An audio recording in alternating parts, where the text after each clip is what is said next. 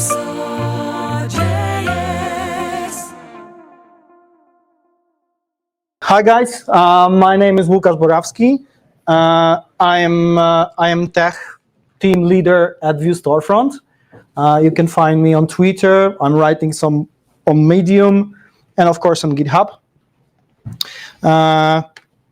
So Vue Storefront, I don't know if you heard about it, but we are building the front-end tooling for the headless e-commerce. Of course, we are hiring, so go grab and check our careers page. Okay, let's start from what NPM is. It's a tricky question because it's like two things at the same time. There is like a library for packages, of course, and at the same time that we have in the internet, and at the same time there is like a package manager tool and installer, like a CLI tool that you are running on your machine, you know, to run NPM packages for your applications. Okay, how many of you ever build or create NPM package? Okay, nice. How many of you ever built like application like React like this? I guess everybody, right? So for those who never built the NPM package, actually you done that because every application that you've built is at some point NPM package. Have you ever, how many of you ever release or publish NPM package? Private. No, I mean like publish. Okay, not private. Okay, how many of you using this command, npm init? Okay.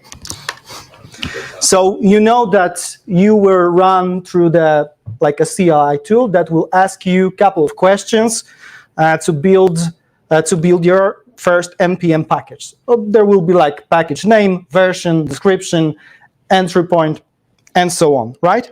So what you will get will be this file, like a regular JSON file. This will be like a package JSON file, of course, and you will get your your setup for your package, of course.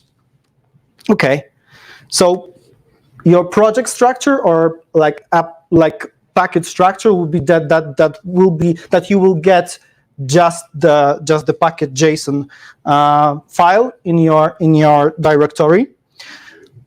Okay, so let's say that you came up with this idea to create this awesome function, right? It's like it's changing the world, right? You are summing two numbers, right? And you want to share it with the world, and you want to release it as a, of course, NPM package, right? So what you will create, and it's like a common to do, is to create like a SRC, which stands for source directory, and you will put there like index file, of course, and let's say it will be like in TypeScript, of course, because previously we had also a type for this function. So let's say that you want to add some additional files like editor config, to better work with your IDE, of course. And for this example, because we are using TypeScript, you want to add, of course, tsconfig, right? So what you need to do to release this package, or maybe to introduce this package for your audience, is to bundle it and, of course, translate it to CommonJS format and ECMAScript modules format, right? It will be like smaller, faster, and of course, for those who are not using, for example, TypeScript, it will be easier to just use it, right? And what kind of tools you can use it to bundle this package? Of course, you can use the Webpack. some day ago you could use Jesus. Parcel, thank you. And of course, right now, yeah, of course, it's rollup. I'm thinking about the word because it's like a shining and rising star right now, because rollup has awesome algorithms for hashing and building like chunks in the packages, right? So let's go with the rollup. This will be like a config for the rollup. So you will get like input for your file. This will be of course your source file in your package that we just created. Of course, you want to get an output, right? So we are using here like a reference to the package JSON file, of course, and you will create a file with the bundle for the CommonJS and ECMAScript, right? Also, you can use plugins for the rollup because you are using TypeScript, so we need to translate it to like a regular JavaScript format, right? And strip TypeScript. So rollup also provides like a huge ecosystem of plugins. So for example, you can of course use it for strip TypeScript and, for example, uglify your code in the bundle.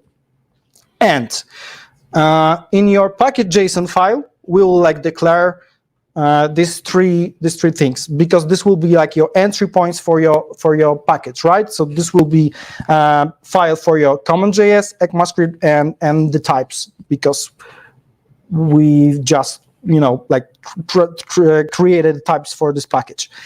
Yeah, what about TypeScript? If you want to add your types for your package, you can of course use TypeScript compiler, but at the same time, rollup will help you to create types as well for your package, so you can use both. But I think like more default will be like to use TypeScript compiler. At the same time, rollup will also help you, to watch your code while you are building your package and using it with certain applications, right? So after that, you will get this kind of structure. So you will get like, because in the output we want to use a folder for lib, which is library, and you will get these three files, and of course the rest of the structure of our package that we just created, right? So that's it. We can publish it, I guess, right? So we can right now run npm publish, of course, to publish this package because it's ready. But really, do we need like a source of this package? Do we need like editor config or test config? I mean, like every developer that will be using your package, that will be installing your package, and this package will exist in the Node modules, don't need like a source files and like a source code of this package.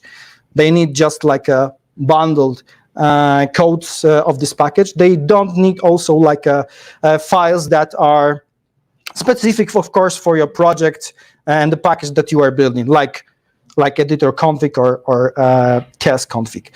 What we can do with those files that we don't want to publish, that we don't want to add to the final package, because it is of course important that the source code will be not bundled in your like a final code of your application, but still it will get like a lot of space on your computer, or also on your machine, that you will be like, for example, running some kind of deployment, maybe to check application on the remote environment.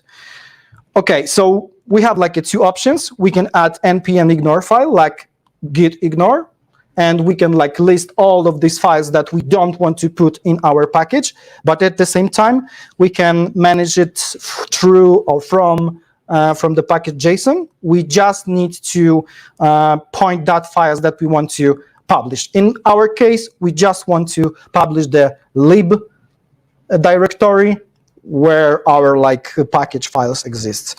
We don't need any other files. To check our package, like a final execution, we can run npm pack, and we will get like a archive of this package, and after that we will be able to just check what's in this package. Okay, then we can go with npm publish, and it's going to the moon.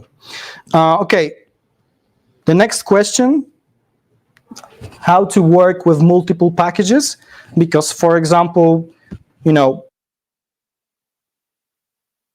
that is using at the same time like a multiple packages. Of course, we can use monorepos, and we have a couple of options. We still have, or maybe we had like options to use Lerna, but right now Lerna is kind of old solution, also unstable because it was dropped by the author. Right now it's maintained by the NX corporation, I guess, but still, it's unstable, right? But it's like a very advanced solution that also provides a lot of additional features that you don't need, of course, for like building packages, but for example to publish them at the same time. Okay, at the same time you can use like a new rising star, which is turbo repo. It's not like built and created to publish packages, like if you are building and you want to like publish multiple packages at the same time, but to work with packages inside your applications, it's super awesome. And if you never tried it, I totally recommend it. It's a great tool. Recently bought by the Warsaw, so I guess the money is going there, and I think it might be like a default solution in the future. And of course, we have NX, which is like a super huge, and in most cases might be overkill for your development. But still, it has like a lot of features that we should check. It might be interesting for you. Okay, back to Lerna. I mentioned that with Lerna we can publish our packages automatically. So just using the simple command Lerna publish, we can publish all the packages that we have in our monorepo. It will like create a new version for the packages, and of course will publish them automatically. Build them, publish, and will be fine. At the same time, if we don't want to like use the same version for all of our packages, we can use Lerna publish from package, and this command will grab packages and its versions that we have inside our packages, and we'll publish it with the version that we want to. And it might be not like straight for all of the packages, right? Of course, at the same time, we can build some kind of a custom script to publishing if we are, for example, using turbo repo, right?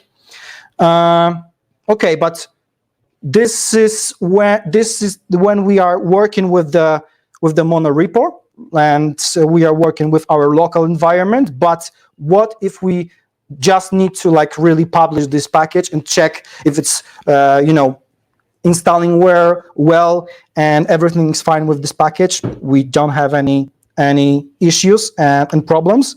We have tags, so we can publish the package with a specific tag. And for example, it might be like a release candidate, for example, canary tag, right? So by default, all of your packages that you will be publishing will get like a latest tag, and you don't need to like define version of this package. If you will define latest, just right behind your package, it will of course install the latest version of this package. So you can see here that the default version of our package is 2.7.1, and it has like latest tag, and it will be like installed by default.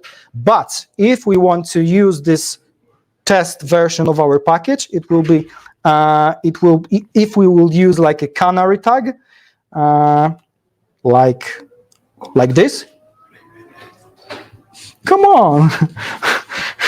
If we will use like canary tag, we will like install this new version that we want to test and check if it's fine, if it's okay. Okay, what about versioning? It's common to use semantic versioning. I mean, we are using the patch. This is the last number in our number of in the number of version of our package. We have the minor package, and there will be like the middle number, and the major, and this will be like the patch is for in most cases for fixing something in the package. The minor is for the breaking changes in the package, but at the same time we are working with the same code, the same package. But if we want to like release the totally new version of this package, like if we are like building it from scratch, or maybe trying to refactor it also from scratch, we should use the major version. At the same time, we are jumping from 1 to 2 version. Okay, so how to update automatically the package? If we want to update the minor version, we are using this one. And if we want to update the patch, we are using tilde. And if we want to, for example, update, which is not recommended, update the package, if we are, for example, like releasing the major version of the package, we are using the latest tag for this package. Okay, I will jump quickly to my company again. So in the Vue storefront, we are building as I mentioned, tooling for the headless e-commerce. So we have like a lot of integrations for e-commerce platforms, like headless e-commerce platform, like Commerce Tool, BigCommerce, Magento, and so on. At the same time, we have like a lot of packages we have a lot of integrations for the third-party tools like CMSs, headless CMSs, payments, and searches, for example. So you can imagine that for all of these tools, we have like, for example, free package, because we are providing like API clients, because we are using and we are working with the Vue ecosystem. We are providing also a package with the composables and some additional tooling, right? So at the same time, we have some kind of the core packages that are used inside all of these packages, and we have their like common codes that is reused inside those packages. So these are like a very important one. And in my company, I have this nickname that I'm a release master. So that means that I am responsible for checking and releasing certain packages. For some time when we had like, not so big amount of packages, it was okay. But right now, when we have like a lot of them, we have like a couple, like a three person that are like release masters, right? So imagine my colleagues when I'm going for some kind of a holidays or like a sick leave, and they need to release some core package, right? So they are just look like this, right? So they are super scared, right? Because if you screwed up something, Jesus, it will be a lot of problems, right? So let's say that we want to like let's get back to our like awesome sum function that we want to release, and we have this mistake, right? That we are not summing this, and we just released this package. Yeah, so we are like jumping into the panic mode, right? Yeah. And that's me at this situation. So I'm coming and saying, okay, that's fine. We can do something. And what options do we have with that kind of situations? Of course, we can unpublish this package, but Within 48 hours. What? 48 hours. Yeah, so we have some kind of restrictions from NPM. We have less than 72 hours to unpublish the package. This package cannot create any dependencies. This must be less than 300 downloads. At the same time, this package has to one owner or author, right?